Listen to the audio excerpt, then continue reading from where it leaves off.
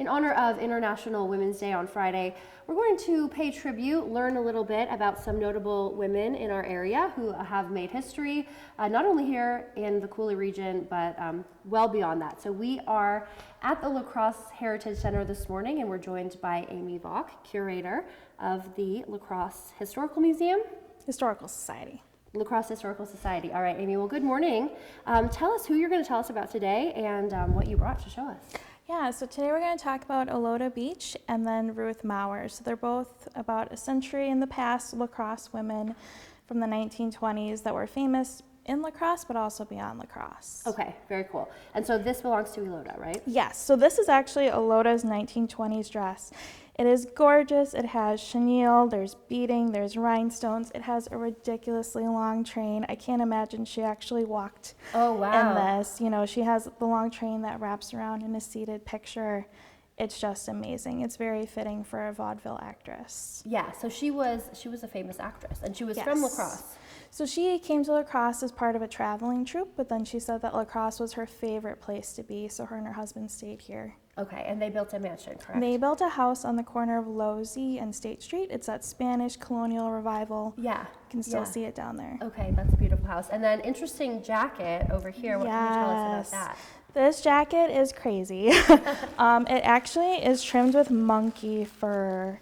So Olota, part of their traveling troupe, they used to keep monkeys in their garage.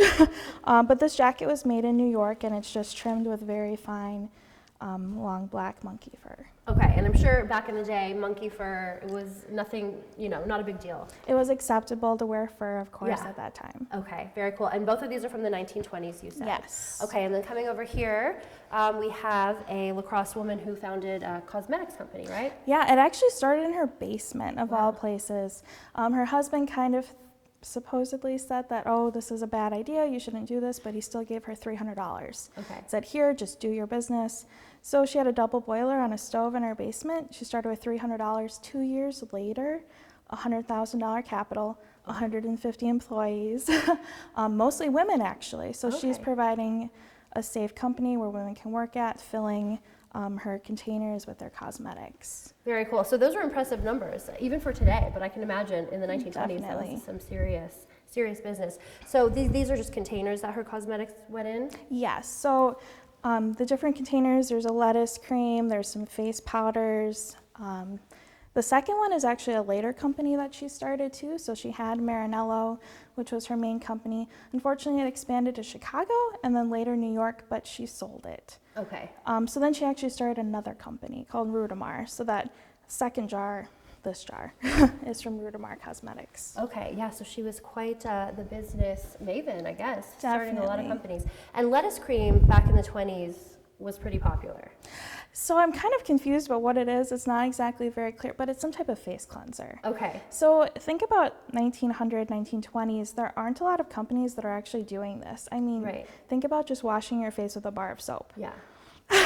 Which sounds terrifying to people today. So this was an innovation in its time that she is creating all of these cosmetics. But the really cool part is not only did she create the cosmetics, she started beauty shops and beauty schools that exclusively used her products, but then also she taught people how to use them. Okay, so it's like she's legacy. Teaching the generations how to use the products. Yeah, and of course, skincare today is all the rage, so definitely a lasting legacy.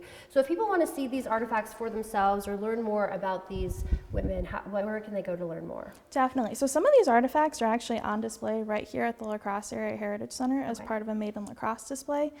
Olota's dress is safely tucked away in our collection storage, but it is available to view online. Okay, so the monkey fur, we're pretty special getting to see this today, yes, then, right? Definitely. Okay, awesome. Well, thank you so much for joining us this morning. Yeah, thank you for having me. And we'll be right back after this.